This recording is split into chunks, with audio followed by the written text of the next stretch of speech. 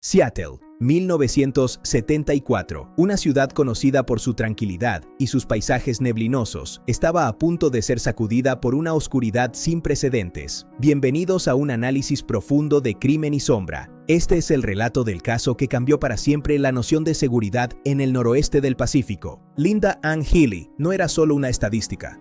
Era una joven de 21 años, brillante estudiante de psicología en la Universidad de Washington.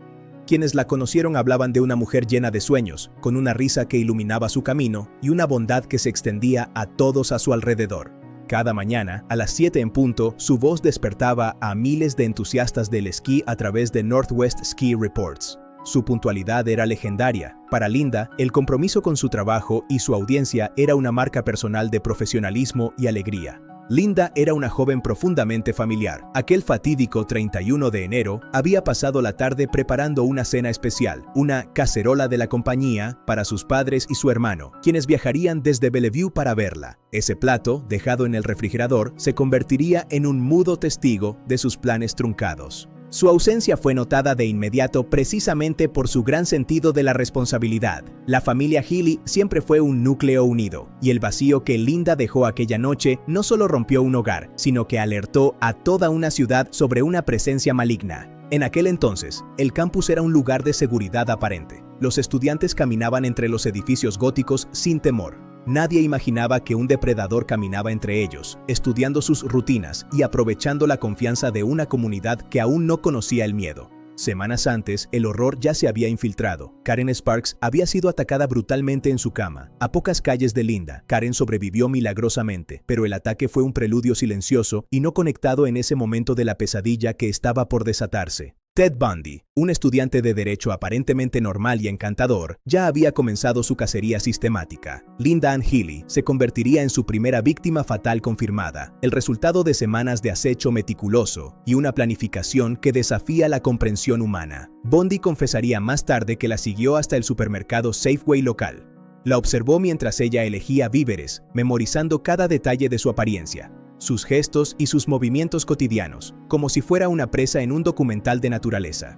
En un acto de audacia extrema, Bundy entró en la casa de Linda esa tarde, aprovechando que ella estaba fuera.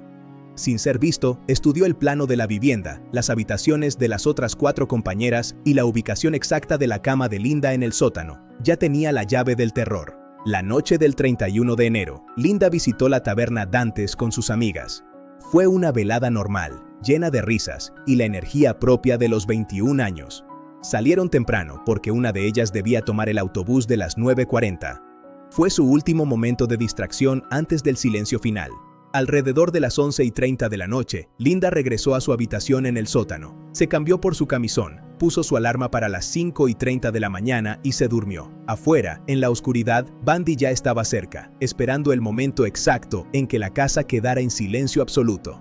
En algún momento entre la 1:30 y las 5:30 de la mañana, Bundy entró. La golpeó con un objeto romo hasta dejarla inconsciente mientras dormía. En un gesto de crueldad y orden maniático, la vistió con su ropa del día anterior antes de sacarla de la casa a través de la puerta lateral. La llevó en su Beetle modificado. Había quitado el asiento delantero para poder ocultar a sus víctimas en el suelo del vehículo. Linda se desvaneció en el aire gélido de Seattle sin que nadie, ni siquiera sus compañeras de cuarto, oyeran un solo ruido sospechoso. El rapto fue perfecto. A las 5:30 de la mañana, el despertador de Linda sonó.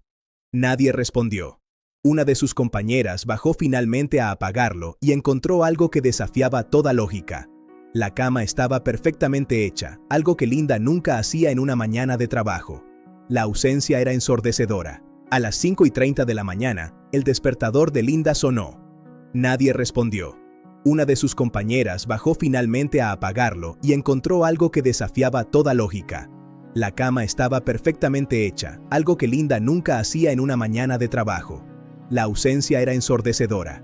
Debajo de esa apariencia de orden se escondía el horror. Al despojar las sábanas, descubrieron una gran mancha de sangre. Faltaban su mochila, su ropa y una funda de almohada rosa. La escena era la de un secuestro violento que Bundy había intentado camuflar torpemente con el orden de la cama. El capitán Herb Swindler lideró una investigación exhaustiva pero frustrante. Interrogaron a más de 65 conocidos y amigos. No había sospechosos, ni huellas, ni testigos. El asesino parecía ser un fantasma que conocía perfectamente cómo evitar el sistema de justicia de la época. La prensa cubrió el caso con una intensidad febril. El campus de la Universidad de Washington se sumergió en la paranoia. Las jóvenes empezaron a evitar las salidas nocturnas y las cerraduras de los dormitorios se reforzaron en toda la ciudad. La sombra de un asesino invisible pesaba sobre Seattle. En los meses siguientes, más mujeres desaparecieron de manera similar. La policía empezó a conectar los casos a través de un nombre común dado por testigos: Ted. Un hombre joven y apuesto que pedía ayuda para cargar libros en su Beetle. El perfil empezaba a emerger, pero aún no tenía rostro. A 20 millas al este de Seattle, Taylor Mountain se convirtió en el cementerio secreto de Bundy, un lugar remoto y desolado donde ocultaba los restos de su crueldad, lejos de las miradas de una sociedad que lo consideraba un ciudadano ejemplar. El bosque guardaría sus secretos por más de un año. En marzo de 1975, el azar reveló la tragedia. 2 estudiantes de Green River descubrieron un cráneo humano. La búsqueda policial posterior en Taylor Mountain revelaría una fosa común con los restos óseos de 4 de las mujeres desaparecidas, incluyendo a Linda Ann Healy. La esperanza murió ese día. La recuperación fue un proceso doloroso y técnico.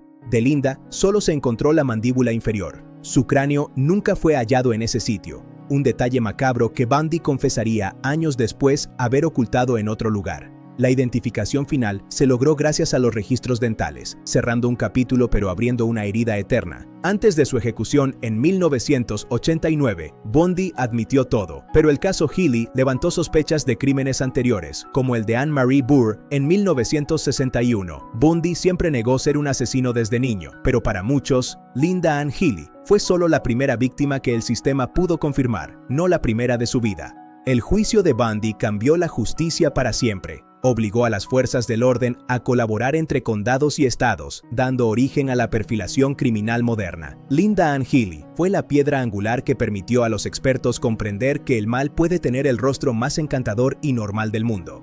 La familia Healy mantuvo una dignidad inquebrantable en medio del horror.